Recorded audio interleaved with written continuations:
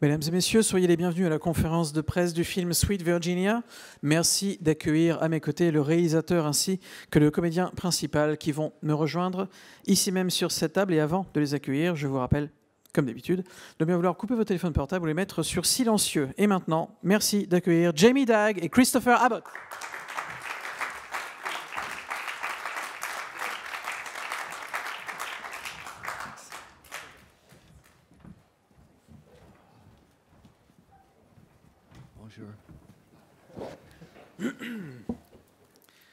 Y a-t-il une première question dans la salle, monsieur, ici? Bonjour. Bravo pour votre film, avec une fin qui tient vraiment ses promesses. Voilà. J'ai une question pour Christopher. Alors, bravo pour votre prestation de sociopathe. Comment vous avez appréhendé ce rôle? Parce que dans la posture et tout, vous êtes très convaincant. Et voilà, c'était une question par rapport à la préparation de votre rôle. Merci. Well, first of all, congratulations on the movie, especially on the ending of the movie, an ending that truly keeps its promises. And the question goes to Christopher. You are portraying quite precisely a psychopath. How did you prepare yourself for this kind of role?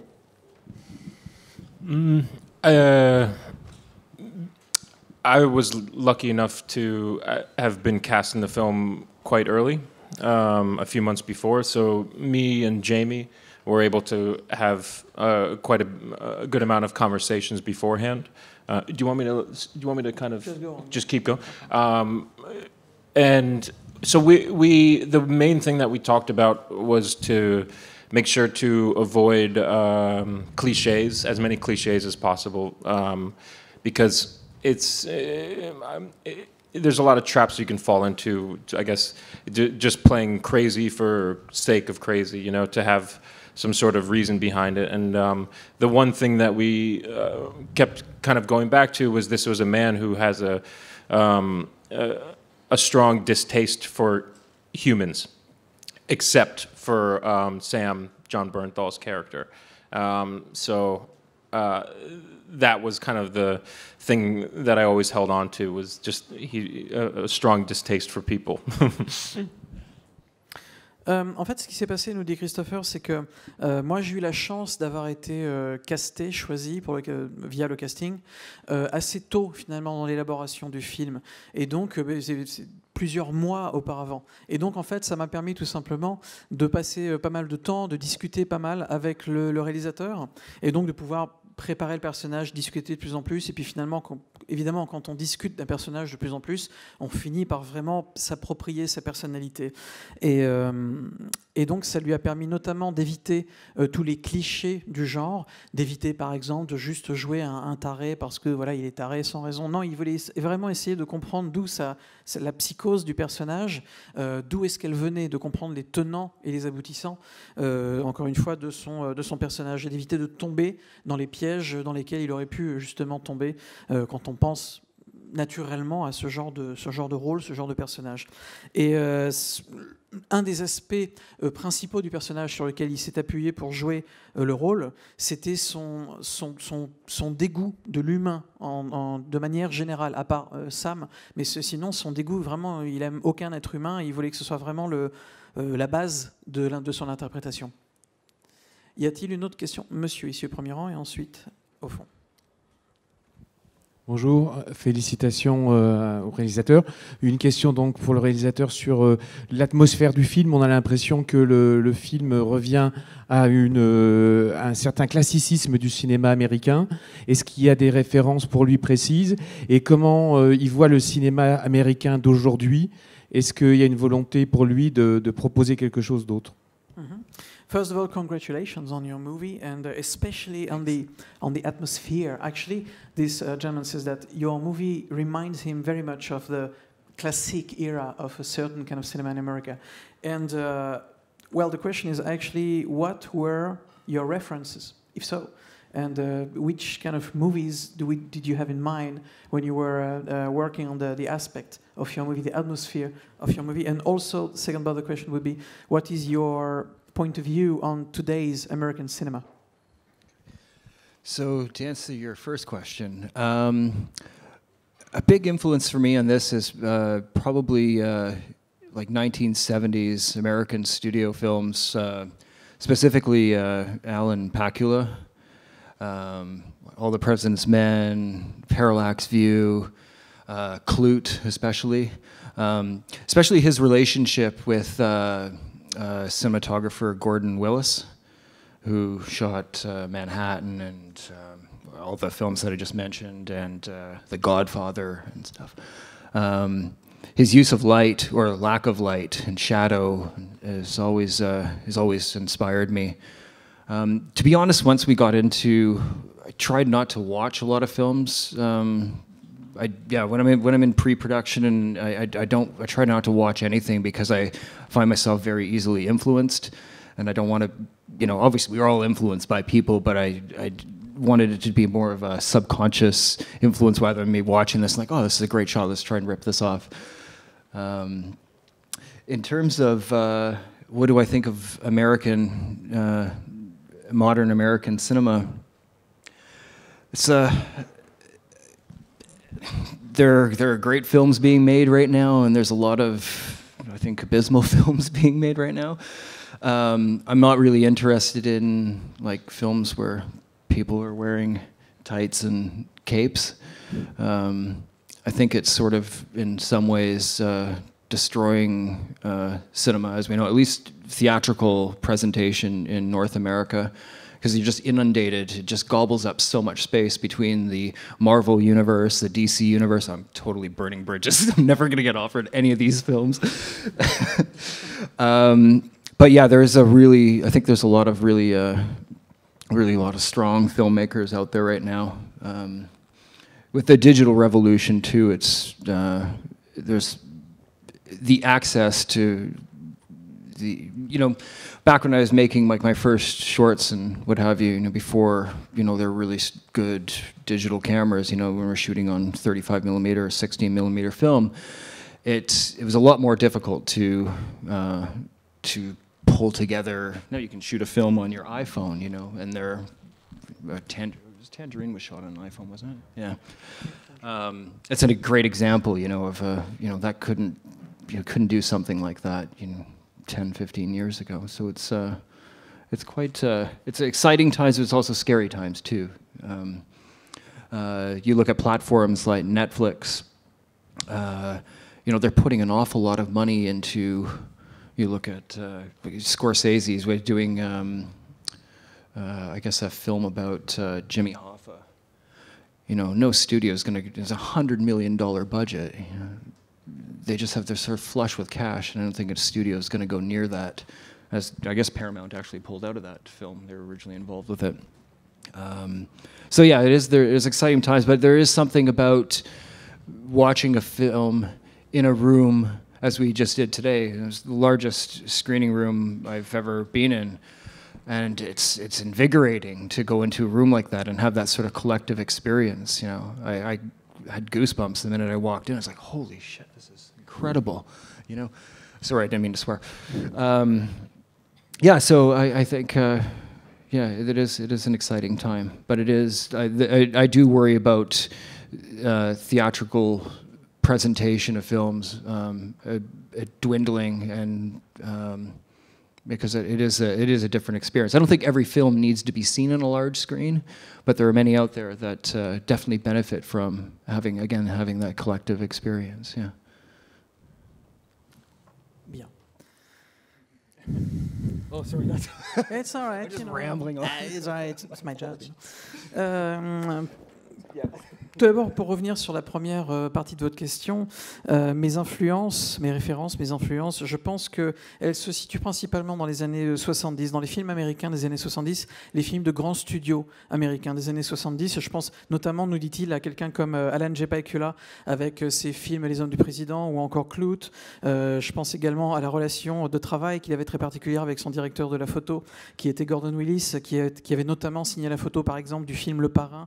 Autant de choses qui m'ont influencé influencé, mais qui ne m'ont pas influencé de manière directe. Il nous dit qu'en fait, lui, quand il est en phase de pré-production pour son film, il essaye de ne pas justement regarder trop de films pour ne pas être influencé, en tout cas pas directement, mais pour avoir une espèce d'influence, on va dire, inconsciente. Inconsciemment, sans doute, certains plans de ces films proviennent justement de choses qu'il a pu voir, sans aucun doute. Mais en tout cas, ce n'est pas conscient, il n'a pas décidé que cela ressemblerait à tel plan ou à tel plan. C'était plus voilà, quelque chose qu'il a vécu et qui ressort d'une manière ou d'une autre. Mais pour reprendre le travail, il a donc nommé Gordon Willis. Il a particulièrement aimé, par exemple, lorsqu'il a vu ses films, la manière dont il traitait les ombres et qu'on avait parfois l'impression que les ombres avaient eux-mêmes une ombre. Et c'est autant de choses qui sont vraiment très, très, très intéressantes pour lui. Et puis ensuite, sur la deuxième partie de la question, donc son regard sur le cinéma américain actuel, il nous dit qu'il n'est pas spécialement intéressé, lui particulièrement, par les films où les gens portent des collants un peu serrés et des capes, des films de super-héros. C'est pas son truc, c'est pas ce qui l'intéresse. Alors ensuite, il a eu peur de s'être un peu cramé, parce que si un jour, là, après avoir dit ça, plus personne ne lui proposera de réaliser un film de super-héros. Mais en tout cas, c'est pas les films de Marvel, de DC. C'est vrai qu'il y a une espèce de profusion de films comme ça, et qu'à un moment donné, ça va, quoi. Et donc lui, c'est pas ce qui l'intéresse avant tout.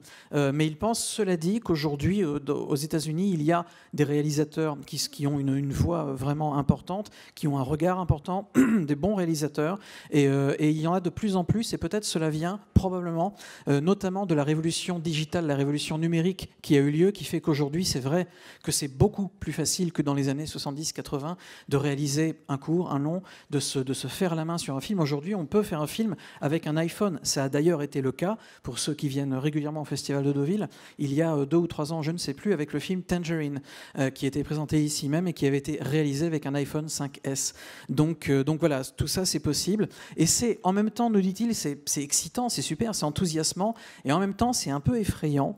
Mais il nous dit qu'il faut toujours voir le côté positif de tout cela. Aujourd'hui, il y a des studios qui se créent comme ça, tout à coup, des studios comme Netflix, qui permettent à quelqu'un comme Martin Scorsese de préparer un film avec un budget absolument incroyable, qui ferait réellement flipper pour le coup les grands studios. Même les grands studios auraient peur de ce genre de budget, alors qu'encore une fois, un nouveau venu comme Netflix, ça ne dérange absolument pas, et ils vont pouvoir le faire. Lui, il trouve ça bien. Par contre, ce qui le gêne vraiment pour le coup, c'est le fait que la sortie en salle et donc l'expérience de partager tous ensemble en tant que spectateurs, partager la vision d'un film sur un grand écran de cinéma, comme ça a été le cas aujourd'hui par exemple, dans ce grand auditorium, comme il l'a dit tout à l'heure, et bien ça, par contre, il a peur que ça disparaisse un peu. Alors bien sûr, ce n'est peut-être pas absolument utile et primordial pour tous les films qui sortent, mais il y a certains films qui devraient réellement être vus à un moment donné sur un très grand écran, parce que c'est une autre expérience et c'est quelque chose qui est vraiment super. Il nous disait que lorsqu'il est entré dans l'auditorium, j'étais derrière lui, quand il est entré dans l'auditorium pour voir le film et qu'il a vu tous les gens qui étaient là, merde, il s'est dit, oh là là, ça va être un truc impressionnant. Effectivement, ça l'était. Et donc c'est vrai que cette histoire de sortie en salle qui est de plus en plus compliquée, ça par contre, ça l'inquiète un peu. You are really good. Thank you very much. Thank you. Voilà, c'était mon quart d'heure de gloire. Madame ici. Thank you.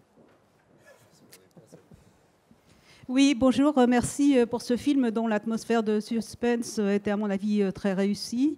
J'ai aussi beaucoup aimé le début et la fin, enfin qui sont particulièrement impressionnants, d'autant plus dans une grande salle. Je suis contente d'apprendre que le rôle de Christopher était un rôle de composition, parce que sinon j'étais prête à quitter la salle tout de suite. Je vais vous demander qu'est-ce qui vous a donné envie de faire ce film, pourquoi avoir choisi ce thème, et si vous aviez en fait un message, voilà. Well, first of all, congratulations on the movie once again. The atmosphere especially was pretty much a success. It was very good, the beginning, the ending, and everything that happens in the middle. Everything was good, basically. And Christopher, this lady said that she was actually very happy to learn that you, as a person, are far away from the character, because otherwise she would just, leave the room and call the police, probably. And the question is basically, why did you choose to shoot this story, to make this kind of movie? What has been the driving force behind this specific project? For me? Yeah.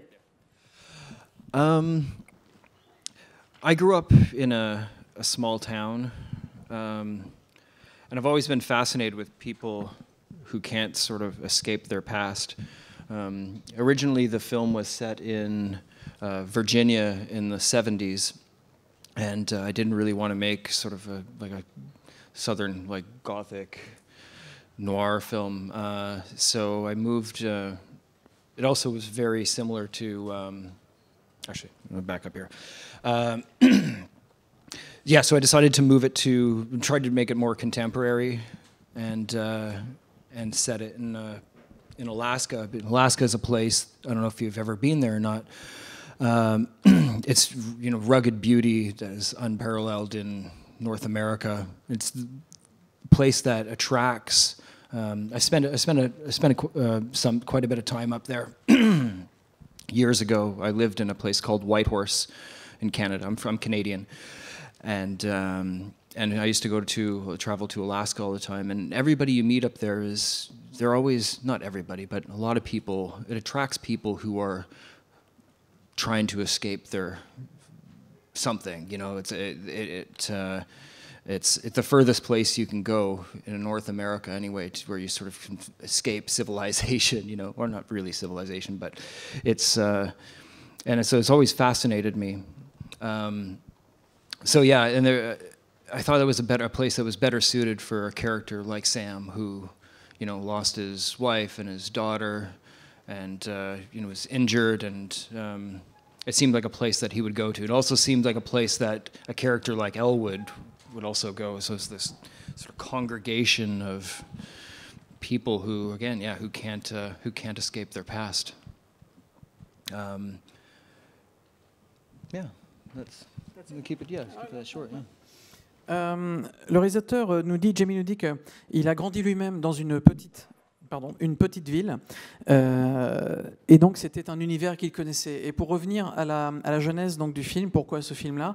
Le scénario, en fait, au départ, c'était un scénario qui se passait non pas en Alaska, mais en Virginie, donc dans des États du Sud, et dans les années 70. Et il trouvait l'histoire très intéressante, mais il avait envie de lui donner un autre aspect visuel, une autre atmosphère, un autre paysage. Et c'est la raison pour laquelle il a décidé tout d'abord de le transposer à aujourd'hui, et surtout de le transposer beaucoup plus au nord. Et justement, le nord, il a décidé d'en faire une histoire contemporaine qui se passe beaucoup plus au nord. Et lorsqu'on est américain, l'endroit le plus au nord où on puisse aller, c'est l'Alaska. Et l'Alaska, c'est un endroit qui, pour ceux qui ne connaissent pas, c'est un endroit qui a une beauté, mais une beauté très âpre. C'est un endroit d'une grande dureté, d'une grande âpreté, mais également d'une grande beauté. Et lui-même connaît bien cet environnement parce qu'il est canadien, il a vécu au Canada donc il y a pas mal de temps, pas mal d'années. Et lorsqu'il y vivait au Canada, eh bien, il allait régulièrement en Alaska. Et en Alaska, ce qui l'avait frappé, c'est qu'il avait souvent rencontré des personnes qui essayaient d'échapper à quelque chose, qui étaient en Alaska parce qu'ils voulaient partir loin de quelque chose, qu'ils avaient toujours quelque chose qu'ils essayaient de laisser derrière eux. Et les personnes qu'il a rencontrées donc comme cela, pour lui, c'était quelque chose de véritablement fascinant. Et justement, il s'est dit, c'est vraiment l'endroit parfait, l'environnement parfait pour un personnage comme le personnage de Sam, qui a perdu sa femme, qui a perdu sa fille, qui a vraiment un passé très lourd et qui veut absolument le laisser derrière lui. C'est l'environnement idéal pour un personnage comme celui d'Elwood, qui est de nouveau un personnage, quelqu'un qui essaye d'échapper à son passé, quel qu'il soit. Donc encore une fois, on a un peu l'impression, quand on visite cet endroit, l'Alaska, que c'est un endroit où tous les Américains qui ont quelque chose qui veulent vraiment laisser derrière eux, ils vont là-bas, voilà, tout au nord, ils vont là-bas, et voilà, ils s'enferment avec de la neige tout autour. Une autre question dans la salle. Eh bien, de nouveau, monsieur ici. Comment? Ah oui, actually, en fait, je crois que j'ai même oublié de poser la question. Yeah, sorry, there was actually a second part to the question, which is, which message would you actually consider trying to deliver through this movie? It's probably not going to be able to mine this for quotes, but I don't really look at this film as having any sort of message, really. Yeah, it's part of it's a character study. Yeah, it's not. yeah, just there is no, I don't, people can take, I'm sure people have various interpretations of, or they'll take some sort of meaning from it. But beyond, people trying to escape their past, and, themes of redemption or whatever, I don't, there's no clear message to the film. It's not to say that there isn't a point in me making it or anything like that, but I didn't really look at this as, I hope everybody who walks away from seeing this feels this, like it, yeah. I hope that doesn't make me sound vacuous, like a vacuous filmmaker, but I don't think I'd be interested in making films that have a clear message or some sort of moral positioning or, yeah.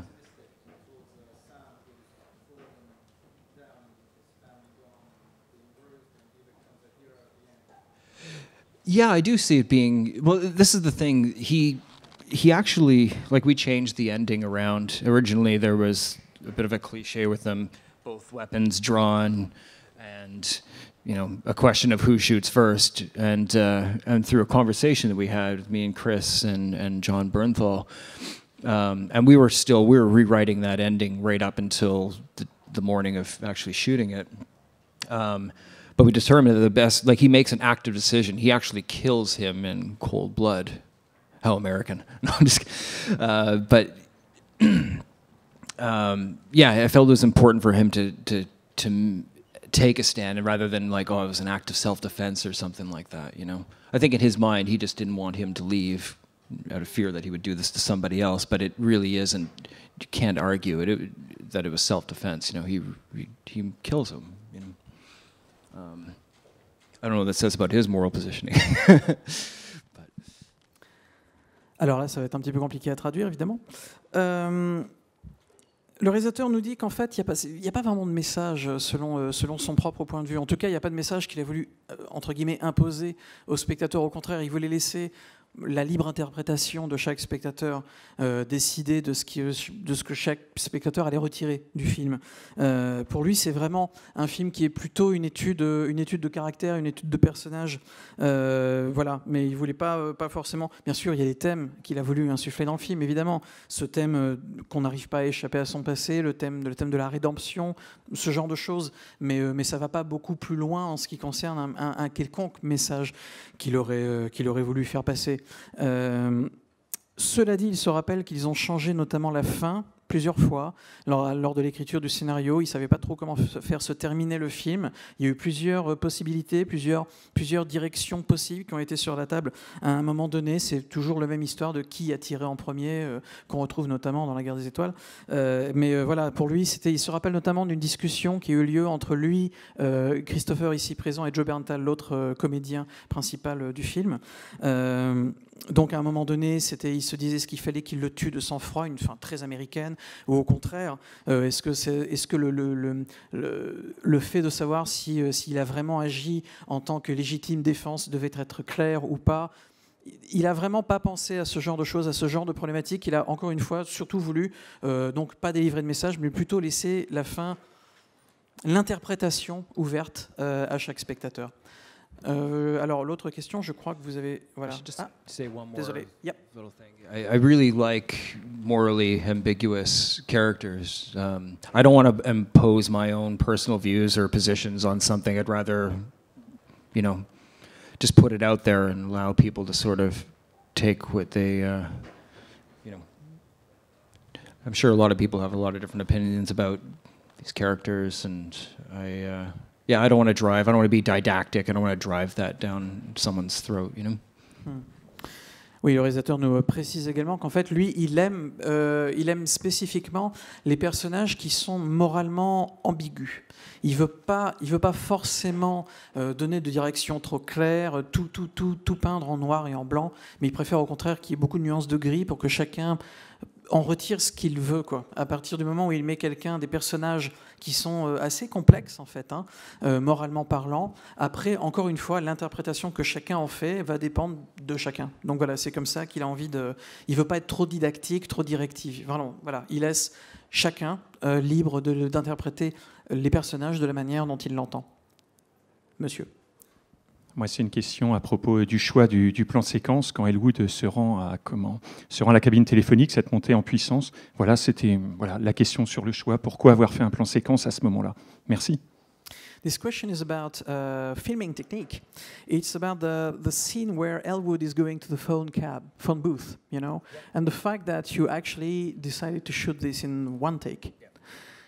Why did you choose that? Was it to build something? Was it because, of course, to shoot this kind of sequence in one take is tricky, so it is a choice. And why did you choose to shoot it that way? I guess I'll start by the script was originally extraordinarily violent, and I didn't really want to.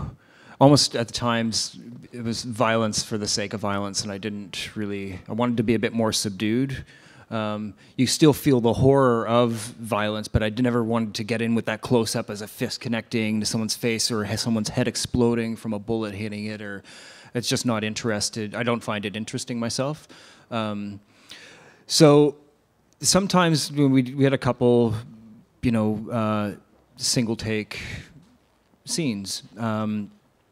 Often when I would use that as a tool, to me, it was the best way to tell that particular scene. So there were a couple technical challenges. We had to cut the back of a car off, but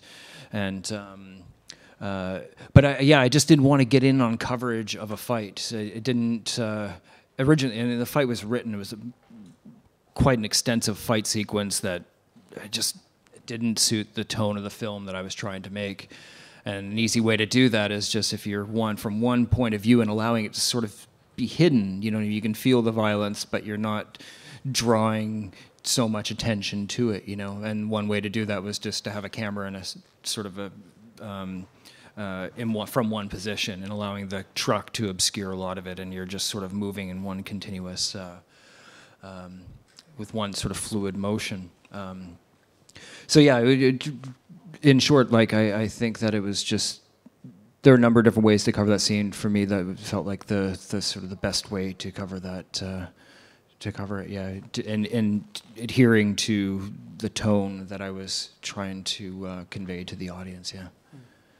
Yeah. Thanks.